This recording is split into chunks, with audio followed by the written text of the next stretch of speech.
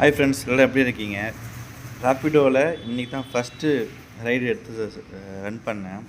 மொதல் ஆர்டரே வந்து ஆரோவில் பீச்லேருந்து பஸ் ஸ்டாண்டுக்கு ட்ராப்பு. இதில் பார்த்தீங்கன்னா ஃபஸ்ட் ஆர்டரே வந்து எனக்கு 70 ருபீஸ் 0.3 ருபீஸ் எனக்கு ஏர்ன் பண்ணேன். டுடே ஏர்ன் பண்ணது பாருங்கள். ஓகே, இப்போ இந்த ஆஃப் டியூட்டி நான் ஆன் டியூட்டி பண்ணேன்னா நிறைய ரைடு எனக்கு வந்துகிட்டே இருக்குது. பட் என்னால் அட்டன் பண்ண முடியாது. ஏன்னா நான் காலையில் வேலைக்கு வந்துட்டேன்.